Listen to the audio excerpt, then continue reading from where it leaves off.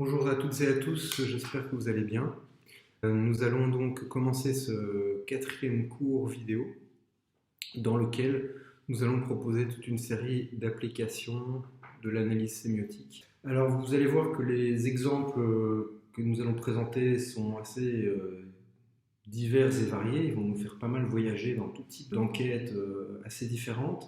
Néanmoins, les auteurs et les enquêtes que nous allons présenter dans ce cours ont une série de points communs. Ces différentes analyses partagent le fait d'être interprétatives, c'est-à-dire qu'elles cherchent à mettre au jour la signification à l'œuvre dans les pratiques sociales. Ce sont des analyses situées, qui cherchent à étudier la signification in situ, comme on le dit, en référence à un contexte et à un environnement. Ce sont des analyses évidemment sémiotiques, puisque la signification est étudiée à partir d'un matériau qui n'est pas seulement fait de discours, mais d'un ensemble diversifié de signes qui opèrent ensemble, et parmi lesquels les signes discursifs ont bien sûr un rôle important. Ce sont des analyses aussi qui ont en commun une sensibilité ou une orientation pragmatiste, c'est-à-dire qu'elles s'intéressent aux façons dont le discours et les signes agissent. Elles cherchent à étudier donc des actes discursifs ou des actes sémiotiques. Pour ces auteurs, plus ou moins inspirés par le pragmatisme, la signification d'un acte réside en effet dans ses conséquences. Ce sont des analyses qui, la plupart, sont aussi d'orientation interactionniste. La signification est étudiée dans la dynamique d'action réciproque. Les conséquences d'un acte résident dans les réponses qui lui sont apportées. Au risque de nous répéter, à travers ces exemples d'analyse, ce qui va nous intéresser en priorité, c'est la façon dont ces exemples nous montrent chacun à leur façon une certaine articulation entre discours et signes non discursifs. C'est une chose de dire qu'il faut considérer d'autres éléments signifiants que le seul discours.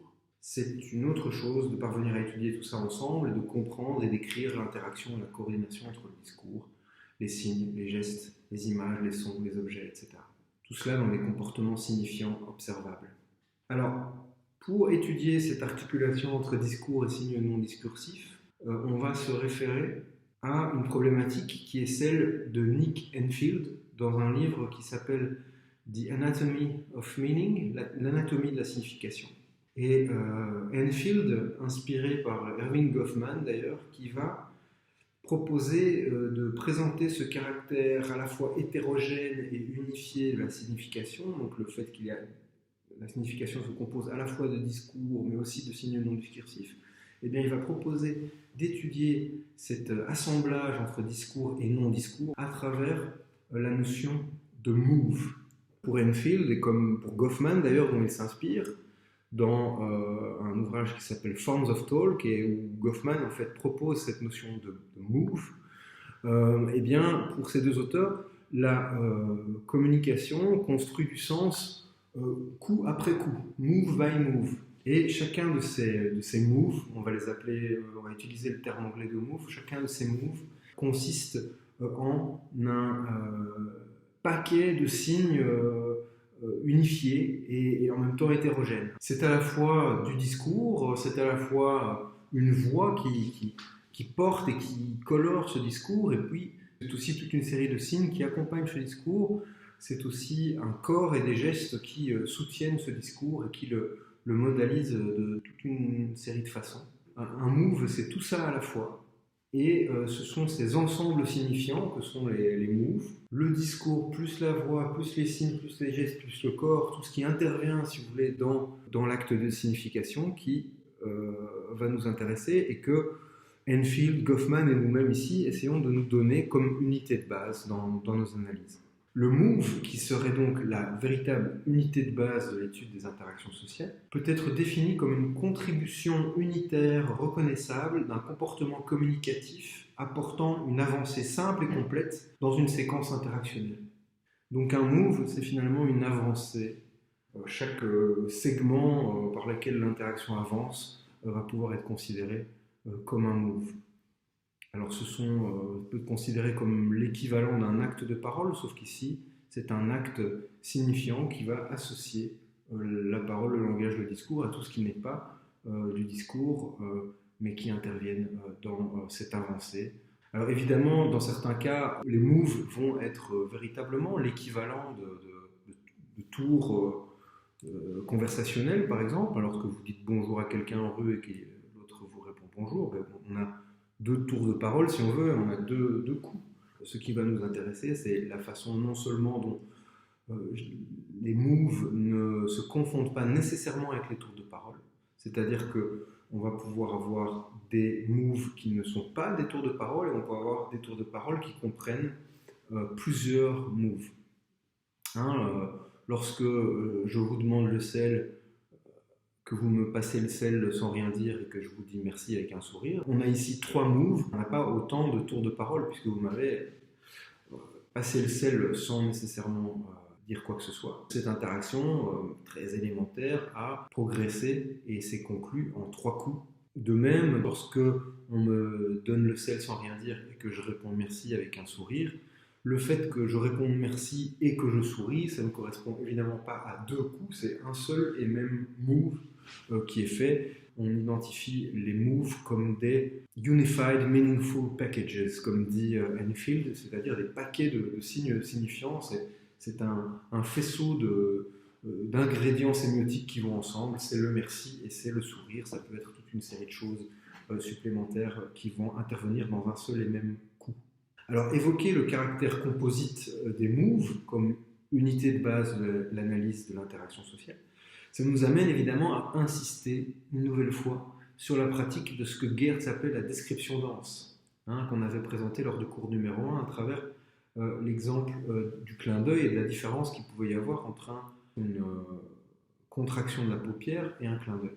La question est en effet de savoir si en décrivant un move, on a bien considéré les principaux ingrédients sémiotiques en présence dans cette avancée de l'interaction, dans cette contribution. Dans cet exemple tout bête de la demande de sel à table, une observation de l'interaction peut par exemple montrer que quand la personne dit merci en souriant, il n'y a pas seulement la combinaison conventionnelle d'un merci et d'un sourire qui de nouveau ensemble réalisent la forme remerciement, mais il peut par exemple aussi y avoir du sarcasme, une certaine torsion, une exagération du merci et un raidissement du sourire qui viendrait finalement nier la forme remerciement. Ici, la forme remerciement n'est mobilisée que pour être niée expressivement. Pour comprendre cela, il faudra alors comprendre le move précédent, qui n'a pas juste consisté à passer le sel à l'autre, mais à le saisir vivement et à le déposer de manière brusque sur la table. On a ici une séquence interactionnelle où des actions réciproques ordinaires liées au comportement de table sont à la fois inscrites dans une plus large séquence de disputes conjugales qui les chargent en tension et sont utilisées expressivement pour faire progresser la séquence de la dispute. Le move qui consiste à déposer brusquement le sel devant l'autre, le bruit sec que produit la salière sur la table, et bien tout ça est bien autre chose que passer du sel. Ou en tout cas, ce n'est pas seulement passer du sel, où ça consiste à passer du sel en vue de faire passer un autre message. De la même manière que chez Geertz, un clin d'œil n'est pas juste une contraction de l'œil, ou une parodie de clin d'œil n'est pas juste un clin d'œil. Je vous renvoie pour cela au cours numéro 1. Alors, distinguer entre move et tour de parole, c'est aussi comprendre qu'un seul tour de parole peut être fait de plusieurs moves. Quand quelqu'un vous téléphone et commence par vous féliciter avec enthousiasme pour quelque chose que vous avez accompli récemment, puis, dans le même tour de parole, change son ton enthousiaste pour une façon de parler plus prudente et plus embarrassée pour vous demander un service, eh bien, votre interlocuteur développe 2 moves très différents qui sont ici enchaînés de manière stratégique, le premier coup étant un préliminaire pour le second qui est plus décisif. On voit ici comment ces 2 moves correspondent aussi à l'enchaînement de 2 actes de langage assez différents. Un acte dit expressif, qui consiste à vous féliciter dans un premier temps, et puis un acte que Searle appellerait directif, qui est un acte de demande du type « est-ce que tu peux me prêter 100 €? D'accord ? Donc dans une seule et même prise de parole, on a l'enchaînement chez le même locuteur de 2 actes sémiotiques différents. Et donc il va falloir aussi pouvoir faire la distinction dans vos analyses. Cette unité qui vous intéresse, ce n'est pas strictement le tour de parole, c'est le move. Et donc, à l'intérieur d'un même tour de parole, il va être important de pouvoir segmenter cela pour que vous puissiez saisir à l'intérieur d'un même tour de parole un enchaînement d'avancées qui sont de qualité différentes et qui ont une signification différente. La communication progresse coup après coup, move by move, à la fois dans l'échange de tours de parole entre interlocuteurs, mais aussi souvent à l'intérieur de chacun de ces tours. Plutôt qu'utiliser constamment la notion anglaise de move, on va se tourner vers un concept qui lui est synonyme et qui est proposé par Nick Enfield dans ce livre, The Anatomy of Meaning, et qui est la notion d'énonciation composite. Donc, comme le présente Enfield, ces énonciations composites se présentent et sont interprétées comme des Unified Meaningful Packages, des paquets de signes, ou des signes emballés ensemble qui nous présentent la signification à la fois comme hétérogène et comme unifiée. On va d'abord s'intéresser au caractère hétérogène et composite de l'énonciation avant de s'intéresser à son unification. Parmi les énonciations composites qui seront vues dans ce cours, on va voir toute une série d'exemples. Vous allez le voir, premièrement, des personnes au Laos qui expliquent leur système de relations de parenté en éclaircissant leur discours par des gestes diagrammatiques de la main. Ensuite, un homme handicapé, incapable de discours, qui ajoute une couche de vocalisation à une énonciation de sa fille pour en signifier l'importance à un troisième interlocuteur. Troisièmement, des citoyens participant à une réunion de concertation sur un projet urbain qui pointent des éléments du doigt sur un PowerPoint, recourent à des gestes d'imitation, à des grimaces et des métaphores pour mettre en difficulté, de manière critique, la présentation de l'urbaniste en charge du projet. Quatrièmement, des architectes qui coopèrent à la fois entre eux et avec des objets, des maquettes, des visuels, dans un processus de signification progressive fait d'essais et erreurs, d'enquête et de relance, au bout duquel un projet d'architecture doit tenir la route. Et enfin, cinquièmement, une description dans laquelle un chirurgien esthétique utilise à la fois le langage, le regard, des gestes tactiles, métaphoriques, pour souligner les défauts plastiques de sa patiente et la convaincre de recourir à une opération chirurgicale. Ces énonciations sont donc composites et multidimensionnelles à plus d'un titre. On dira qu'elles ont un caractère à la fois multimodal, multisensoriel et multicanal. Elles sont multimodales au sens où elles recourent à différents modes de signification et à différents médiums ou médias. La parole, les expressions faciales, l'orientation et l'intensité du regard, les gestes de la main, les postures et le maintien du corps, le recours à des artefacts cognitifs qui sont supports de la connaissance et de la communication, comme, je ne sais pas, une liste de courses, un dessin sur du papier, un écran d'ordinateur, des photographies. Ces énonciations qui nous intéressent sont aussi multisensorielles, puisqu'elles sollicitent différents sens de manière conjointe, l'auditif, le visuel, le tactile, pourquoi pas l'olfactif, le gustatif. Elles sont également multicanales, on pourrait dire, puisque la signification s'y déploie selon différents canaux sémiotiques simultanés ou combinés.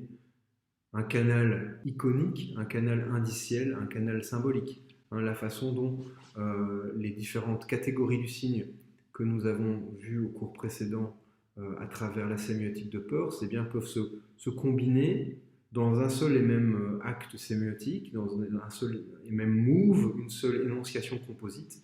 Eh bien, cette énonciation composite va articuler aussi des processus de signification iconique, c'est-à-dire basé sur la ressemblance, indicielle, c'est-à-dire comptant sur une connexion réelle entre le signe et son objet, et des signes conventionnels, c'est-à-dire des symboles. Évidemment, pour tout cela, je vous renvoie au cours numéro 3. Il est évident que le cours numéro 3 sur la théorie des signes et la sémiotique est un préalable nécessaire à ce cours-ci, puisque ce cours-ci, à travers l'étude d'énonciation composite, ne va que nous montrer pratiquement et empiriquement comment toute cette théorie des signes et tout ce vocabulaire sémiotique vu précédemment fonctionnent ensemble et s'appliquent à des cas. Alors, si ces énonciations composites sont bel et bien composites, hétérogènes, faites de différentes dimensions, différents modes, différents sens, différents canaux, eh bien, elles n'en sont pas moins des énonciations aussi d'un seul tenant, elles forment des tout, elles sont unifiées. C'est de cette unification sémiotique de l'énonciation que nous voudrions parler maintenant. Aussi composites soient-elles, ces énonciations sont à la fois produites et reconnues comme des tout, comme des ensembles signifiants, ou, en poursuivant un thème sur lequel nous avons beaucoup insisté depuis le début, elles sont reçues et interprétées comme des formes. Je crois que c'est un point important à comprendre. Produire et interpréter une énonciation composite faite de propositions discursives, de variations prosodiques, d'expressions du visage, du regard, de gestes de la main et d'autres signes, saisir tout cela ensemble comme un tout, comme un ensemble, eh bien, généralement, ça ne nous pose pas le moindre problème. Hein, ce qui nous pose plus de problèmes, c'est justement parvenir à faire l'anatomie de ces ensembles signifiants et à disséquer les différents canaux, les différents modes à travers lesquels cette énonciation est réalisée ou interprétée. Mais l'appréhension de ces énonciations comme des tout et comme des ensembles, elle est pour ainsi dire naturelle. On reçoit ces énonciations comme de gros paquets de signes et c'est à ce titre-là qu'ils font sens pour nous. Étudier la communication et l'interaction sociale, c'est considérer que les interlocuteurs que l'on étudie produisent et interprètent des ensembles signifiants et que nous-mêmes, comme observateurs et analystes de ces situations, on se donne comme unité l'énonciation composite plutôt qu'uniquement le discours, uniquement la voix, uniquement les gestes, uniquement les objets et artefacts cognitifs, etc. Donc comme le dit Enfield, we do not begin with components, we begin instead with the notion of a whole utterance, a complete unit of social action. Ce sont des ensembles signifiants que l'on va manipuler, soumettre à des analyses qui vont nous permettre d'en savoir plus, non pas sur telle ou telle dimension isolée en soi et pour elle-même, mais sur telle et telle dimension en tant qu'elles s'unissent et appartiennent l'une à l'autre, et que l'étude de chacune nous en apprend plus sur l'ensemble, cet ensemble signifiant qui nous intéresse. Le fait que nous recevions et reconnaissions la signification comme un tout ne veut évidemment pas dire que ces différentes dimensions jouent un rôle d'égale importance. S'il s'agit d'un ensemble, il s'agit d'un ensemble hiérarchisé. Il s'agit d'une forme où, comme le veut la théorie de la forme, certains des signes participent à faire apparaître une figure et d'autres contribuent au fond et tapissent l'arrière-plan. Simplement, cette hiérarchie, jusqu'à un certain point, peut être fixée par l'acte d'interprétation.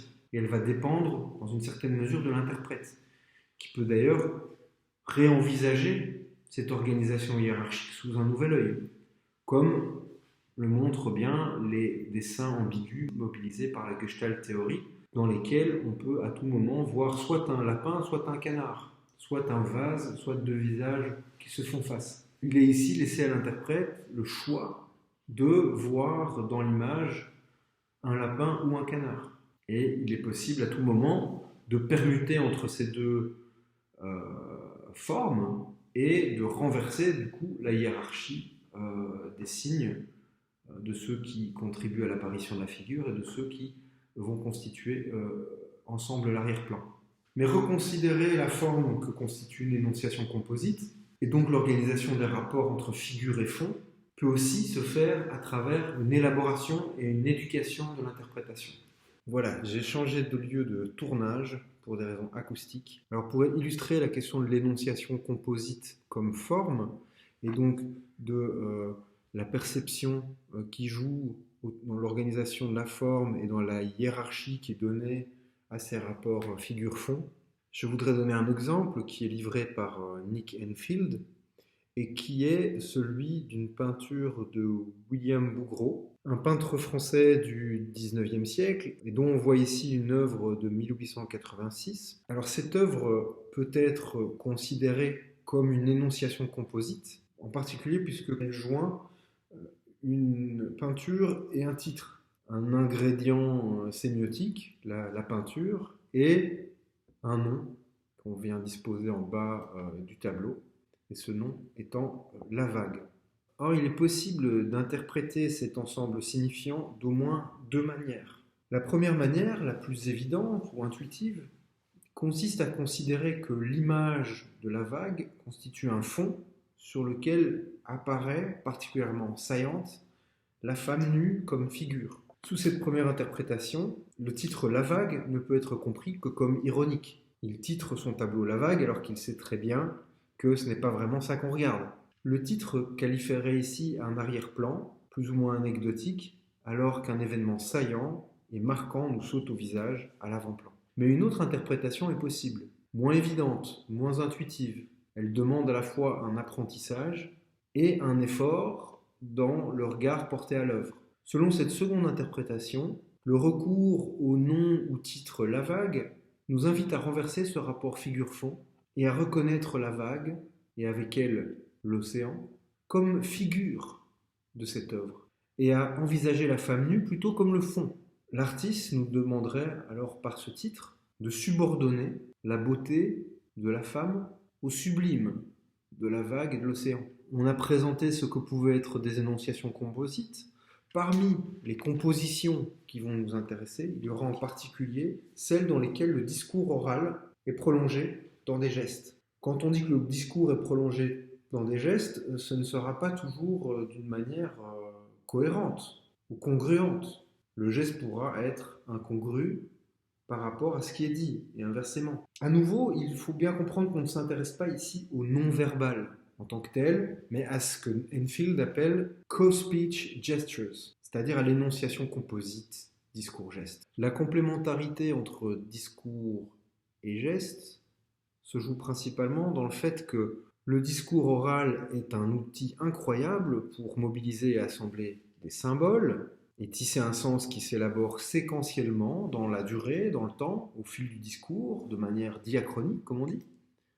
Et de leur côté, les gestes ont une puissance iconique et indicielle que le discours n'a pas, et permettent de présenter des éléments de signification dans l'espace et de manière synchronique. Alors dire cela, ça ne veut évidemment pas dire que le discours est privé de capacité de signification indicielle, mais disons simplement que l'indiciel est moins la spécialité du discours. Ainsi, si on parle du mot indexicaux, c'est en référence première au doigt, l'index, et à sa capacité à pointer.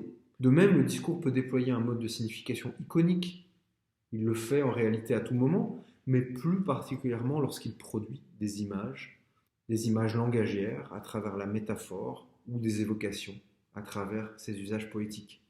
De leur côté, les gestes ont aussi une capacité symbolique, comme lorsque quelqu'un fait son signe de croix, un salut militaire, un doigt d'honneur, ou encore un signe d'appartenance à un gang. Avec les gestes et le rapport au langage, on anticipe aussi sur le cours prochain où on s'intéressera à des énonciations composites produites à l'interface entre discours et images. Les gestes fonctionnent en effet comme des images construites par celui qui parle avec son corps et avec ses mains. David McNeill, qui est un auteur souvent cité pour penser le rapport entre le discours et les gestes, propose 4 dimensions du geste qu'il appelle iconique, métaphorique, déictique et, en anglais, beat. Un geste est iconique lorsqu'il présente l'image d'une entité concrète ou d'une action concrète. Si j'imite un service au tennis ou si j'imite une crête de punk, je produis un geste iconique. Un geste est métaphorique à partir du moment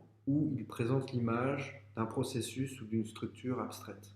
Imaginons que j'accompagne ma présentation de la sémiotique de Peirce par ce geste-ci. Ce geste présentera de manière diagrammatique ou métaphorique la théorie du signe de Peirce comme basée sur des triades. Imaginons que lorsque je vous parle de théorie de la forme et de l'articulation entre figure et fond et le caractère réversible de cette articulation, je fasse ce geste-là, eh bien ce geste est un geste métaphorique puisqu'il a mimé, si on veut, un processus abstrait, le processus d'articulation entre la figure et le fond et son caractère réversible au sens où il y a une réversibilité entre la figure du vase et la figure des deux visages qui se regardent. Un geste est déictique à partir du moment où il pointe quelque chose. Le fait de pointer peut être un pointage concret, Hein, par exemple, ici, je vais pointer la photo du dessus. Bon. On a ici un geste déictique simple. On peut aussi avoir certains gestes déictiques qui soient des pointages plus abstraits. On va le voir tout à l'heure, mais euh, dans la présentation des systèmes de parenté au Laos, eh bien, lorsque quelqu'un va proposer un diagramme de ses relations familiales, il va pouvoir attribuer des places aux différents membres de sa famille à travers des gestes du doigt ou en pointant certaines positions abstraites dans le diagramme qu'il propose. On a bien ici un pointage, mais pas un pointage concret tel que celui que je propose ici et qui fonctionne par une contiguïté réelle. Ici, on a une contiguïté imaginaire entre le geste de la personne et l'espace du diagramme qui se présente virtuellement devant elle.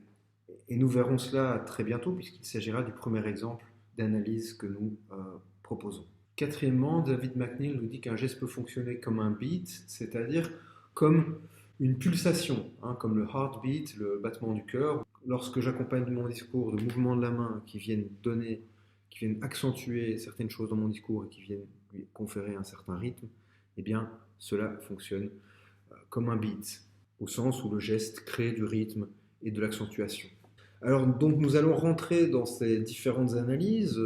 Il y en a 5. On va voir un petit peu dans quelle mesure on peut approfondir le propos ou non. Jusqu'ici, on a réinscrit ce qu'on avait appris dans les cours précédents au niveau théorique dans une problématique qui est celle de Enfield et qui est celle des énonciations composites, et sur donc l'entrelacement entre discours et gestes et le processus de signification multicanale que cet entrelacement permet.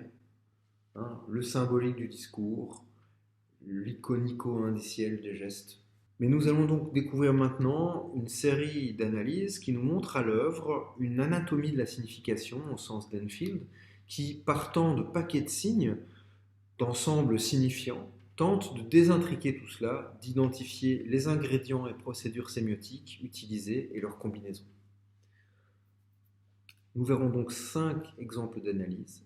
La dernière d'entre elles a déjà fait l'objet d'une présentation rapide lors du cours numéro 1, mais dans la logique itérative de ce cours, cette analyse va prendre un sens nouveau et espérons-le plus riche, puisqu'elle va pouvoir bénéficier de tout ce que nous avons appris depuis lors. Première analyse, il s'agit d'un ensemble de descriptions qui nous sont fournies par Nick Enfield, toujours dans ce même ouvrage, The Anatomy of Meaning. Cette analyse s'inscrit dans une enquête sur les complémentarités entre discours et gestes à partir d'un matériau formé dans le cadre d'une anthropologie de la communication au Laos. Alors à partir de termes assez similaires à ceux qu'on a évoqués à l'instant avec David McNeill, Enfield va faire la différence entre les usages déictiques des gestes et leurs usages illustratifs. Donc de nouveau cette idée que les gestes peuvent soit servir à pointer de manière indicielle, soit de manière iconique à faire apparaître des images qui illustrent notre discours.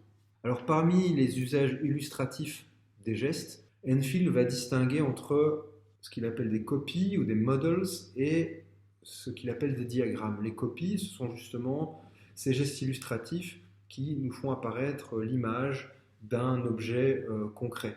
Les gestes diagrammes, ce sont des gestes qui sont également iconiques, c'est-à-dire qu'ils reproduisent par ressemblance et par imitation, mais ce qu'ils nous font apparaître comme image, c'est plutôt celle de processus ou de structures qui sont d'ordre abstrait.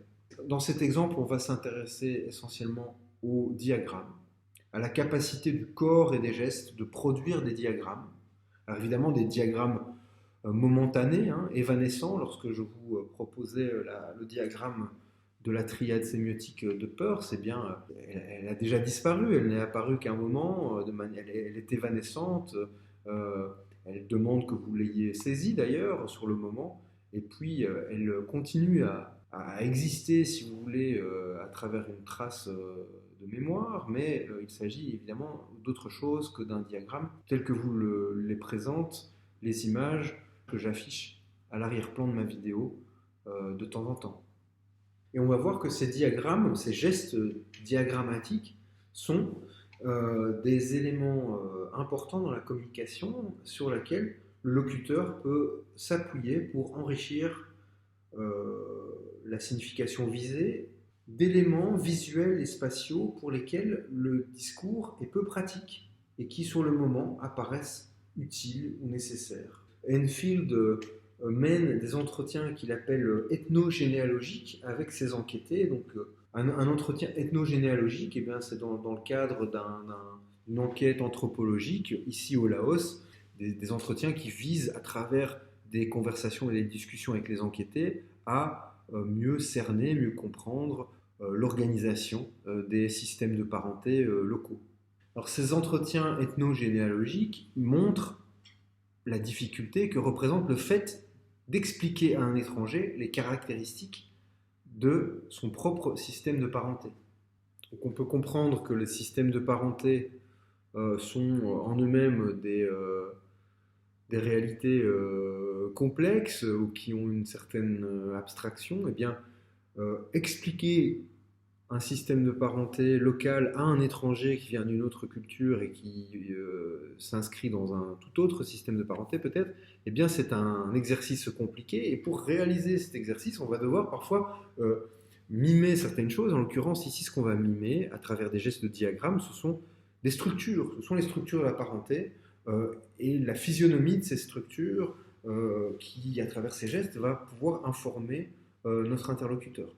On comprend que l'explication du système de parenté à un étranger se doit aussi d'être particulièrement explicite, puisqu'on ne peut pas s'appuyer sur le fait que l'étranger connaît quoi que ce soit à ce système. Donc on doit se montrer particulièrement complet dans tout ce qu'on explique et essayer de toucher à une certaine précision demande ici, dans la mesure où le système de parenté est une structure, de pouvoir aussi ajouter des éléments d'ordre visuel et spatiaux au contenu discursif. On va voir ici que les énonciateurs étudiés par Enfield recourent à des gestes de la main et à d'autres mouvements du corps comme à des outils pour représenter leur pensée par un diagramme. Un diagramme dessiné sur un espace d'esquisse virtuel à 3 dimensions qui se situe entre l'énonciateur et l'interlocuteur ou le récepteur.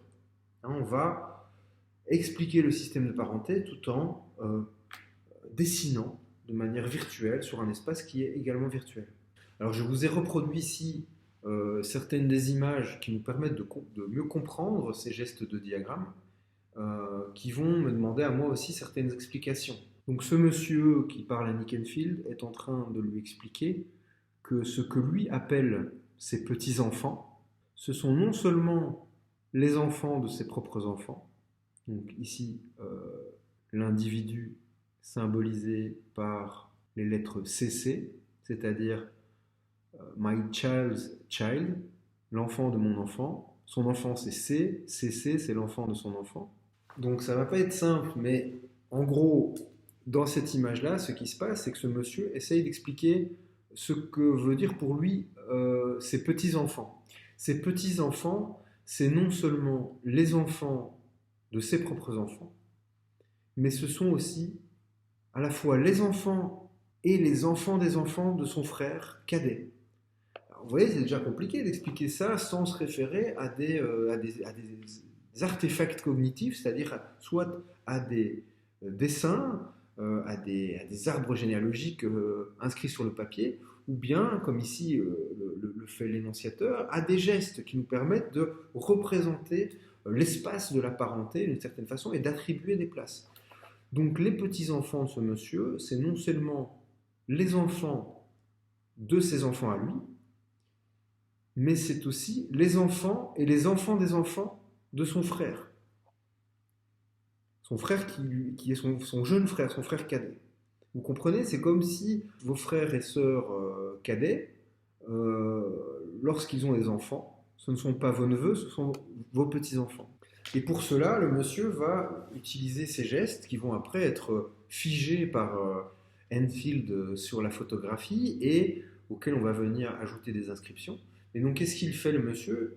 Il se prend évidemment pour référence, c'est un point sur lequel on ne peut pas vraiment s'apesantir, mais dans cet espace du diagramme, il y a toujours une référence aussi dans un ego, dans le corps, qui est le point de départ de ces gestes qui figurent, qui organisent des références dans l'espace. Et bien donc on a d'abord des gestes qui vont face à la personne et par laquelle elle présente à la fois son enfant, c'est-à-dire le symbole C, et l'enfant de son enfant, c'est-à-dire le symbole CC.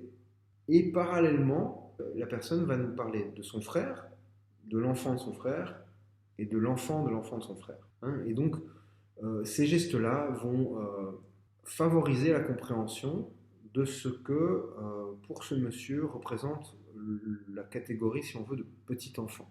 De nouveau, ne s'applique pas à ses petits-enfants au sens occidental, c'est-à-dire les enfants de ses enfants, mais aussi à l'enfant de son frère cadet et à l'enfant de son frère cadet. Autre exemple, autre photo, ici, un monsieur qui va présenter en gros la hiérarchie de sa fratrie à partir d'un geste qui va se présenter comme un geste en diagonale. Un geste en diagonale qui est le diagramme qui présente la hiérarchie des différents frères, y compris lui. Un geste diagramme diagonal qui va lui permettre de nous présenter la hiérarchie de la fratrie à laquelle il appartient.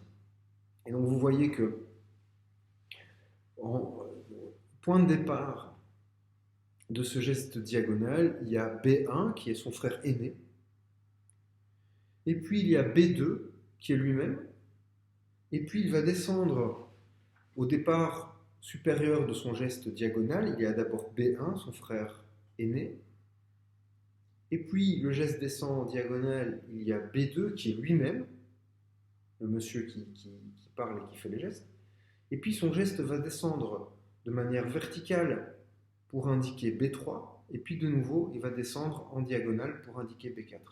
Qu'est-ce que ça veut dire? Dans ce geste diagonal, on pourrait dire que l'axe vertical qui amène son geste du haut vers le bas va marquer la hiérarchie des frères selon leur âge. Mais cette hiérarchie de l'âge se combine avec une autre hiérarchie qui est le fait de savoir si, dans cette fratrie, les individus sont des chefs de famille ou non. D'accord? Donc, le geste est diagonal puisqu'il descend de B1 à B2. Il s'agit tous les deux de chefs de famille.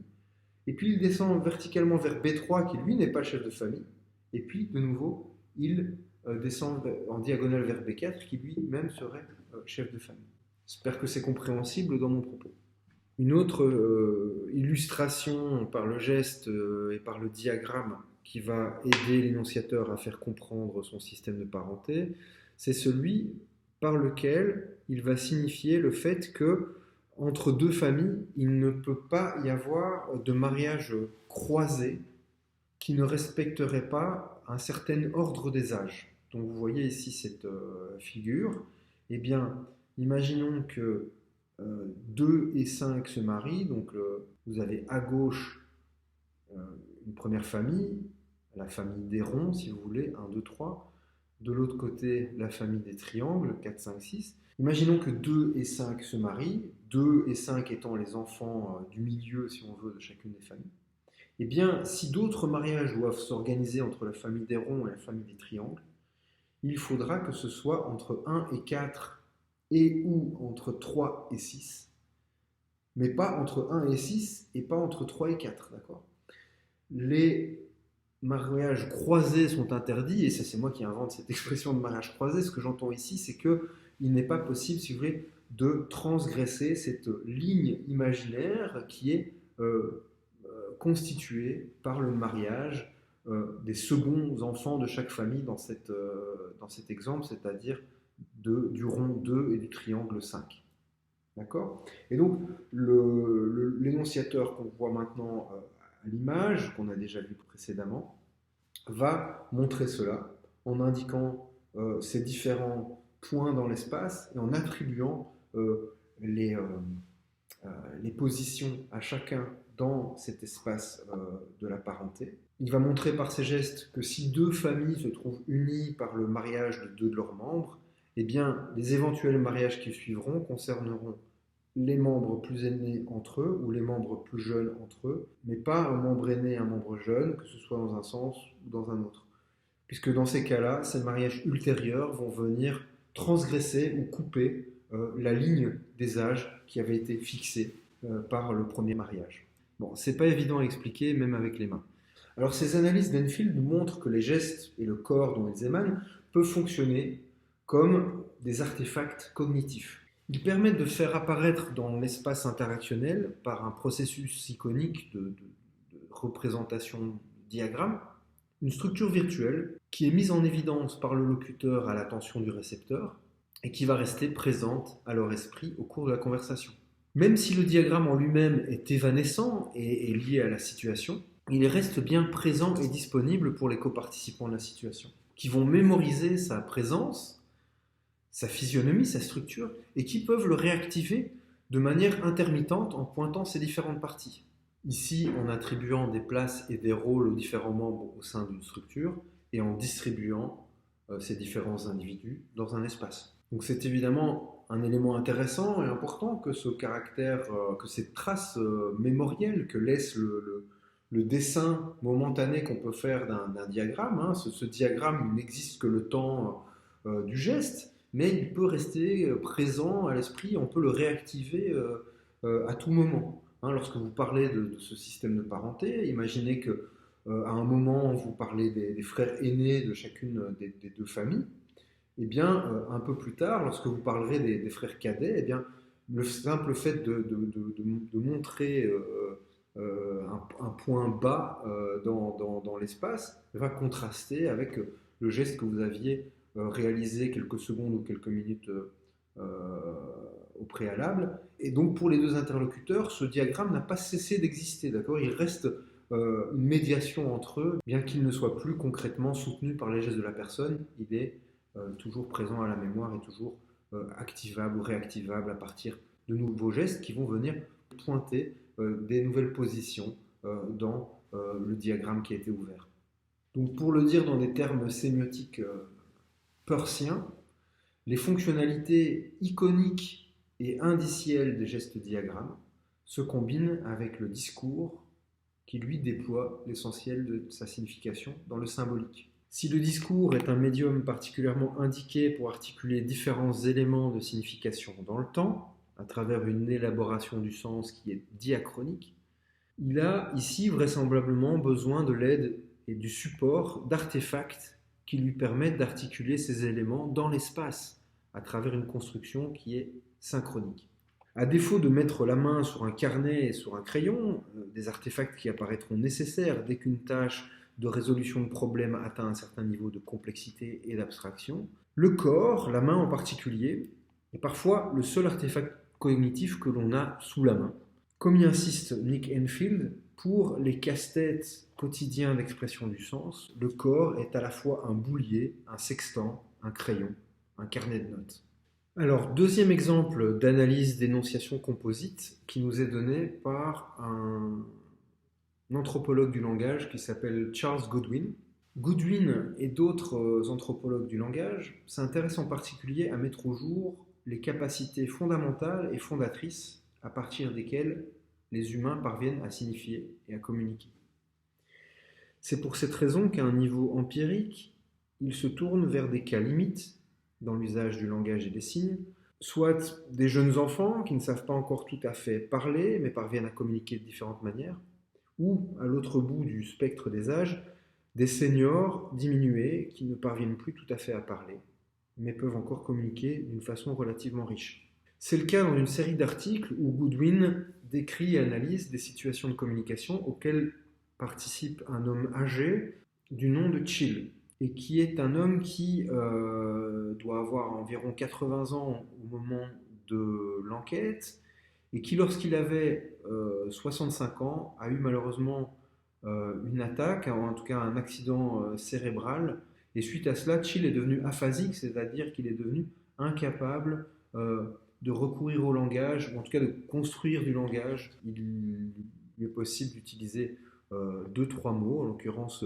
il peut dire oui, il peut dire non, il peut dire et. Il peut utiliser le connecteur et, mais il ne peut pas élaborer du langage à travers un vocabulaire et une syntaxe. Donc notons que le fait que Chill n'ait pour ainsi dire plus de syntaxe explique aussi qu'il soit incapable de substituer le langage verbal par le langage des signes, qui suppose également des compétences syntaxiques. D'accord? Donc le langage des signes, c'est pas juste des gestes, c'est du langage. Et arriver à parler avec les mains, ça requiert les mêmes types de capacités syntaxiques que dérouler un phrasé.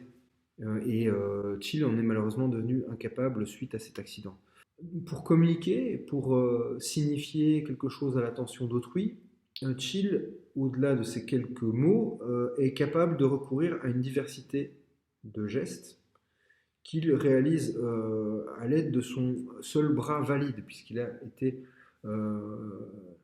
malheureusement rendu hémiplégique par cet accident. Donc il peut recourir à une diversité de gestes de son bras, des postures corporelles, des expressions de visage, d'orientation, d'intensité du regard, ainsi que toute une série d'interjections et de vocalisation, de syllabes qui n'ont pas un sens conventionnel, mais qui vont pouvoir développer une signification iconique ou indicielle. Il parvient également à donner à ces quelques éléments de langage qui lui restent des intonations, des accentuations qui vont transformer le sens même du mot. Par exemple, lorsqu'il dit non, Chill va pouvoir donner à ce non différentes intonations. Selon l'intonation, le non va pouvoir signifier une simple correction factuelle par rapport à ce que dit son interlocuteur, ou bien un désaccord par rapport, par exemple, à un plan d'activité, ou bien une réprobation morale par rapport à ce que pense ou ce que fait son interlocuteur.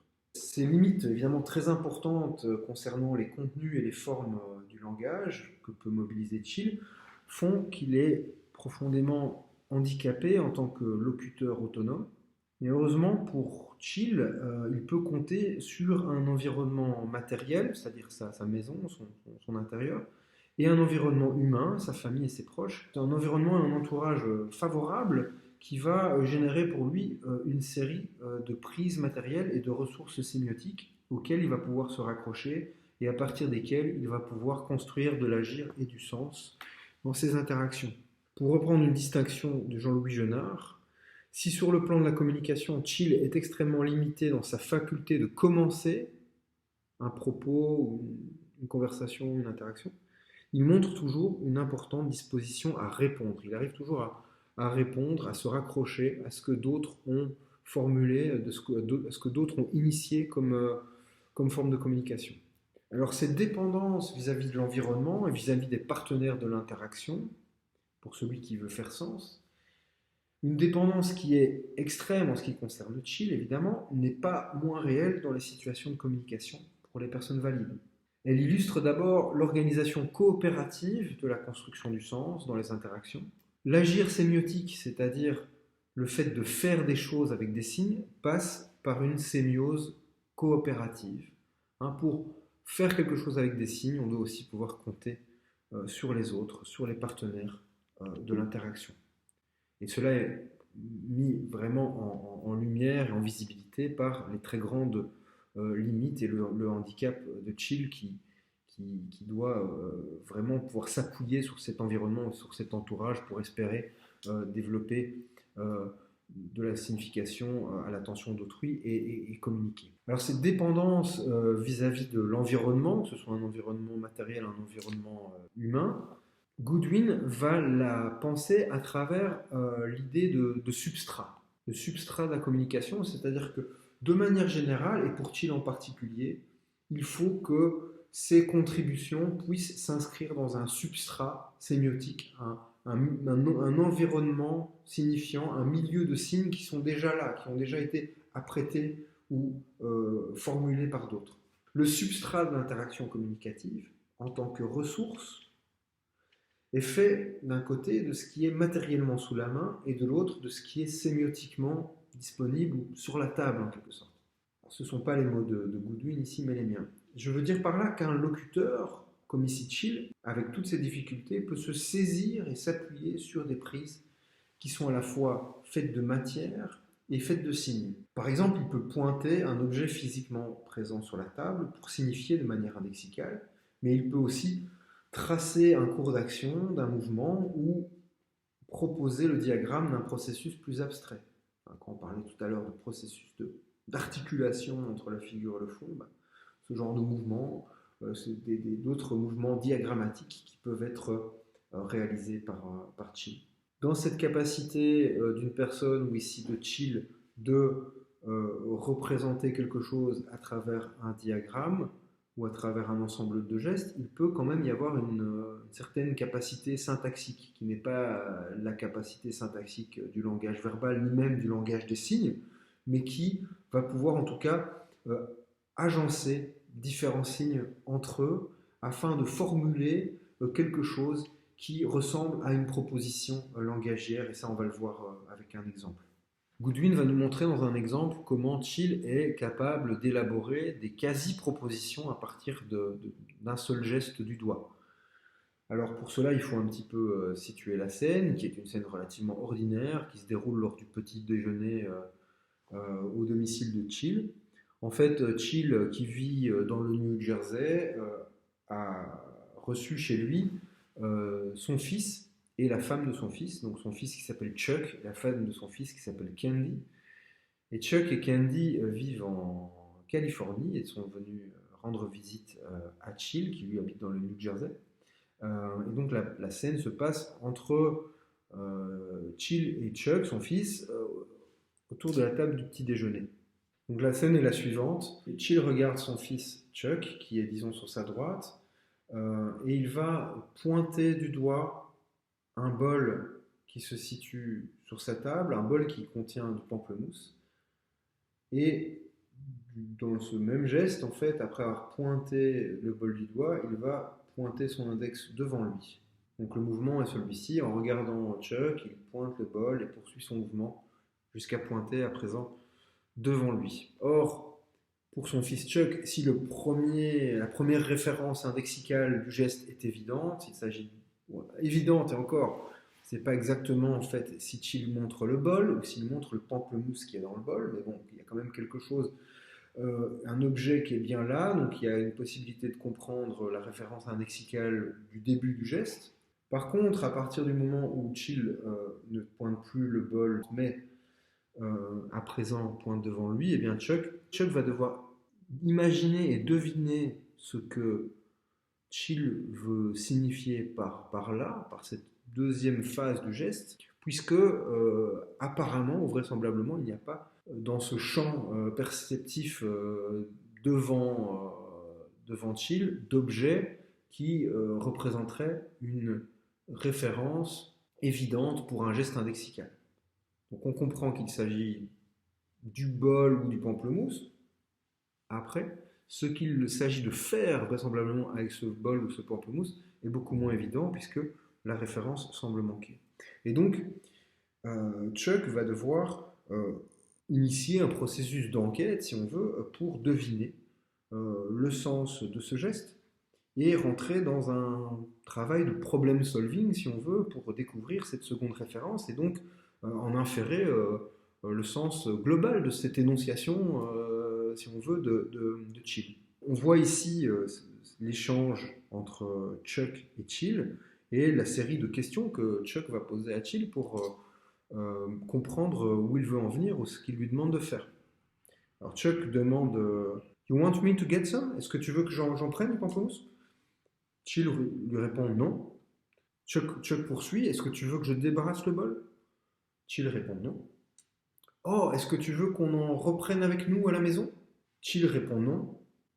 Et là, Chuck réalise quelque chose en apportant sa propre réponse, en disant ah non, c'est vrai, c'est illégal. Oui. Donc, qu'est-ce qu'il veut dire par là? En fait, cette troisième tentative de deviner ce que Chill veut dire consistait en fait à imaginer que le pamplemousse qui était dans le bol était un pamplemousse de très bonne qualité, un pamplemousse que Chill a fait venir de Floride, et que donc il était particulièrement content de ce pamplemousse et qu'il était probable qu'il veuille le partager avec Chuck et Chuck imagine ici qu'il lui propose d'en reprendre chez lui en Californie. et puis il réalise que c'est illégal au sens où il serait illégal d'emporter des pamplemousses dans l'avion qui le ramènerait du New Jersey en Californie.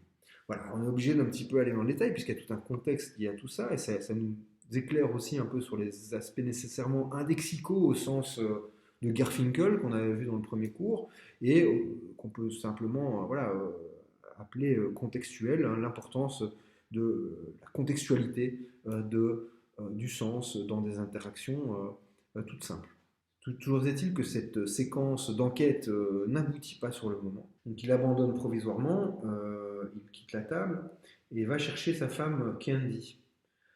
Quelqu'un dans la maison, je ne sais plus qui, lui indique que Candy est en train de promener le chien, elle a sorti le chien, et qu'elle le promène dans une rue qui se situe approximativement dans un axe qui est face à la cuisine ou face à la salle à manger. Je pense que c'est la salle à manger dans laquelle ils prennent le petit déjeuner. Et lorsque Chuck apprend que Candy est en train de promener le chien dans cette rue, il se retourne vers Chill qui lui refait le même signe. Et du coup, ici, vraisemblablement, Chuck réalise que Chill souhaite ou lui propose d'offrir un peu de cet excellent pamplemousse à sa femme. Alors, ce que montre ce geste et cette séquence, c'est que non seulement Chill montre une capacité à pointer un objet qui n'est pas immédiatement présent dans la pièce, mais qui s'inscrit dans un environnement élargi, d'une manière qui n'est pas perceptible par la vue et qui doit être imaginée, au-delà de la paroi de la salle à manger. Mais ce geste d'ensemble, hein, le geste comme ça, fonctionne comme le diagramme d'une proposition, dont le premier pointage du fruit identifie le sujet, le topic, le pamplemousse, c'est le sujet, et le second pointage représente un commentaire à propos du sujet. On peut le résumer ainsi. Ce pamplemousse va à Candy. Un premier pointage, ce pamplemousse. Un deuxième pointage, Candy. Et puis, le geste qui lie ces deux points représenterait le verbe, si vous voulez. Ce pamplemousse va à Candy. Ce pamplemousse est pour Candy. Ce pamplemousse doit être offert à Candy. Le geste dans son ensemble peut être considéré comme l'icône, le diagramme d'une proposition linguistique, même s'il est difficile d'établir exactement laquelle. Alors, au-delà du fait de pouvoir pointer des objets qui ne sont pas immédiatement ou matériellement présents, Chill peut également pointer de manière plus abstraite ou marquer quelque objet dans ce que son interlocuteur vient de dire. C'est ce substrat sémiotique fait de signes langagiers sur lequel va surtout se centrer Goodwin pour mettre au jour des capacités fondamentales et élémentaires par lesquelles il nous est possible de prendre pied dans une situation, d'y contribuer et d'y apporter des transformations. Alors dans les deux articles qui sont mentionnés dans les notes de cours, pour illustrer à la fois le substrat et le caractère coopératif de la construction du sens, Goodwin utilise un échange très court entre Tony et Chopper. Peut-être deux enfants qui se disputent, ou deux adultes même qui se disputent et qui sont peut-être prêts à en venir aux mains. Tony s'adresse à Chopper en lui disant « Why don't you get out of my yard ?» Chopper lui répond « Why don't you make me get out of the yard ?» Donc ce qu'on comprend ici, c'est que l'énonciation de Tony, la première, constitue un substrat pour celle de Chopper, qui vient s'y inscrire, vient la répéter en fait, tout en y apportant sa contribution qui en transforme le sens. Donc ici, ce qui est marqué, c'est dans la réponse de Chopper, c'est le make me. Le make me qui est la contribution propre de Chopper, mais qui vient récupérer, si vous voulez, le sens qui avait été déposé par Tony dans la première énonciation. Alors, on comprend ici, sur le plan énonciatif, le caractère de la coopération entre Tony et Chopper. Tony et Chopper coopèrent, si vous voulez, dans la construction du sens, même si ici ils ne coopèrent pas sur un autre point de vue, ils ne sont pas très coopératifs, puisque on a affaire plutôt à une séquence conflictuelle entre ces deux participants, ce qui nous indique bien qu'on peut rentrer dans des rapports conflictuel, voire même violent, et pour autant coopérer à la construction du sens. Je cite ici Goodwin: ce processus qui consiste à préserver une structure fournie par les activités antérieures d'autres acteurs tout en la modifiant pour en faire quelque chose de nouveau est une propriété centrale et distinctive de l'action humaine qui rend possible l'accumulation systématique de la culture et du savoir humain. On le voit, la question du substrat amène directement celle de la coopération. Ce milieu de signes, cette matière signifiante dans laquelle je baigne, dont je peux me saisir et que je peux transformer, eh bien, elle m'a été présentée, formulée, offerte par l'autre. Un autre exemple amené par Goodwin montre bien cette coopération sur le plan de la coproduction d'une énonciation. On va voir comment Chill s'approprie l'aptitude langagière de Pat, qui est sa fille, en lui ajoutant une couche sémiotique faite de vocalisation, dont la prosodie, dont les intonations, les accentuations, indiquent l'importance du propos de sa fille. Alors, vous allez voir, c'est assez simple, même si la phrase précédente ne l'était pas. En gros, on a de nouveau une situation de type petit déjeuner où Chill discute avec ses enfants, son fils Chuck et sa fille Pat. Ils sont en train de discuter d'une de leurs connaissances. Il s'agit de quelqu'un qui est décédé. Au sujet de cette connaissance ou de cette personne décédée, Chuck demande est-ce qu'il était radiologue? Pat répond il était chef de la radiologie au centre médical presbytérien de Columbia. Chuck répond waouh. Ce qui est important ici, c'est que si Chuck manifeste son caractère admiratif ou impressionné devant la carrière professionnelle de cette personne, il le fait en regardant Chill, qui lui-même le regarde, et donc même si l'information passe par Pat, la communication ici associe plus directement Chill et Chuck. Puisque en fait, ce qui se passe, c'est que lorsque Pat répond que le monsieur est chef du service de radiologie à Columbia, eh bien, en s'appuyant sur son énonciation, en s'appuyant sur ses mots, Chill va produire une série de sons qui vont marquer en fait son enthousiasme. Ces vocalisations vont venir souligner en quelque sorte comme un fluo ce qui a été dit par Pat comme étant particulièrement important. Et donc, lorsqu'il produit ces vocalisations qui vont souligner le propos de Pat, Chill regarde Chuck ce faisant, et donc Chuck va apporter sa réponse admirative en regardant non pas Pat qui lui a apporté cette réponse par son énoncé verbal, mais Chill qui a manifesté justement toute l'importance de ce propos. Ici, on comprend bien que l'aptitude langagière de Pat est un élément de coopération nécessaire qui va fournir le substrat sémiotique à partir duquel Chill va pouvoir apporter sa propre contribution, c'est-à-dire va pouvoir, à travers sa vocalisation, accentuer, souligner ou transformer ce qui a été dit par Pat. Alors si Chill doit compter sur son entourage sur le plan de la production de ses propres énoncés, et s'il s'appuie, il s'adosse sur l'aptitude langagière de Pat pour pouvoir lui-même signifier quelque chose, eh bien il va aussi devoir évidemment compter sur son entourage au niveau de l'interprétation de ses propres tentatives. On l'a vu tout à l'heure qu'il devait évidemment pouvoir compter sur la bienveillance et la patience de Chuck qui, en ne voyant pas très bien ce qu'il pointait du doigt, va devoir entrer dans une séquence d'enquête et poser toute une série de questions avant d'éclaircir la signification visée par son père. Donc cet appui sur l'environnement, il se joue tant au niveau de la production du sens qu'au niveau de l'interprétation que ces interlocuteurs peuvent faire des tentatives de chill.